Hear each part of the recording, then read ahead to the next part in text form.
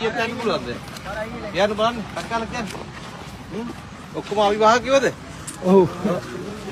ඈ? හතරෙන් පතරෙන් ඉන්නවා විවාහකය. විවාහකය ඉන්නවා. දැන් මේක ගන්න ඕනේ නැහැ. මේක ගන්න ඕනේ. දැන් ඊයේ පෙරේද මෙතන උපාධියේ මේ විශ්වවිද්‍යාලයට සමත් වුණු ළමයෙක් නැති වුණා. බ්‍රාන් ටෙක්සා. මොකද උනේ?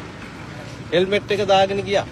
හෙල්මට් එකේ පටිඝාතය ආරස්සක මේක දාගෙන ගියේ නැහැ. ඒ නිසා අධික වේගයෙන් ගියා. ඉදිරි පැදිකරුවට පාර මේ යතුරු පැදියේ පාලනය කර ගන්න බැරුවට වැදුනා. අර ගහක වැදිලා ඒ ළමයා නැති වුණා.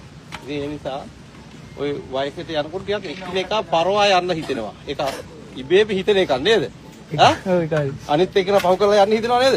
නෑ ඔය තරුණ වයසේනේ. ඇයිද පොලිසියට හමුදාවට ගන්නේ තරුණ වයසේ කට්ටිය? ඈ? කියන්නේ තරුණ වයසේ කට්ටිය ගන්න ඒක බය කියන එකක් දැනෙන්නේ නෑනේ මේ කට්ටියට. මැරෙනවා කියන එකක් දැනෙන්නේ නැහැ යුද හමුදාවට ගන්න. ගහමු කිව්වොත් ගහන්න හයිය තියෙන කොල්ලෝ නෙන්නේ. ඒ නිසා පාරෙන් අයින්ට මම කියන දේ අවවාදයක් වශයෙන් දෙන්නේ දැන් පාරෙන් අයින්ට ඔක්කොම එනකන් ගෙවල් වලින් බලන් ඉන්නවා නේද අම්මලා? ඔව්. අනික අපි අඩු වුණාම අපිව මතක් වෙන්නේ ටික කාලයයි. සතියක් දෙකක් යනකොට යාළුවන්ටත් අමතකයි. ඔව්. අනික අපි එකතැන් වුණොත් ටික කාලයක් බලන්නේ. මිය ගියොත් ඉවරයි. මතක් වුණොත් නම මතකයි අහවලා අපිත් එක්ක ගිහලා නැති වුණා කියලා. හරිද? මට මතකයි මේ අක්කරපත් වීමන් ට්‍රැෆික් ඉන්නකොට පොතුවිලේ ඉන්නකොට ඔල්ලෝ 4 දෙනෙකුට හිතුණා රේස් එකක් යන්න. ඇයි අම්මලා තාත්තලා රටේ ඉන්නේ? සල්ලි එවනවා ලොකු බයිසිකල් එවනවා හෙල්මට් එවනවා ලොකුට. හරිද? ඉතින් රේස් එකේ ගියා. ගිහිල්ලා අන්තිමට මොකද උනේ? සුදු ඉරි දෙකක් කපාගෙනම ගියා. එක්කෙනෙක් ඉස්සරහ කරා. වංගුවේ. අර එහෙන් අක්කරපත්තු පැත්තෙන් ආව CCTV බස් එක වැදුනා. මං හිතනවා පැදිකරුගේ ඇඟේ හත් පොලක මම මේ උදාහරණයක් කියන්නේ හත් පොලක කැඩුණා පැදිකරුගේ ශරීරයේ කොටස් 7කට ඇට කැඩිලා. ඒක මහා භයානක අනතුරක්. මොළ දෙකම බිම.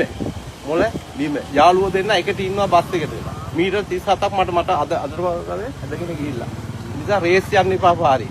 ඔයාලා කණ්ඩායම් වශයෙන් යනවා නම් අඩු ගානේ එක්කෙනාට එක්කෙනා පිටිපස්සට බයිසිකල් පැදගෙන යන්න. ඉදිරි එක්කෙනා බ්‍රේක් ගැහුවොත් පසුපස එක්කෙනාට නවත්ත ගන්න පුළුවන් වේගයකින් අපි යන්න ඕනේ. මේක ඔයාලට විතරක් මෝටර් සයිකල් වලට විතරක් තනි තීරුවක් ඇති මේ මාර්ගයක් නෙවෙයි මේක පොදු වාහන සියල්ලම යන පාරක්. ඒ නිසා අනිවාර්යයෙන්ම ඔයාලගේ ජීවිත ගැන හිතලා හෙල්මට් හොඳට ආරක්ෂිතව පටිඝා ආරක්ෂක ආපුල දාලා හරිද? එහෙම යන්න. අලෙවෙනි එක තමයි සිදුවීමක් වුණාම අපිට ටික කාලයයි. අර දැන් මේ ෆ්‍රාන්ස් ටෙක්සාස් නැති වුණා. මම හිතන්නේ විද්‍යාන්තයෙන්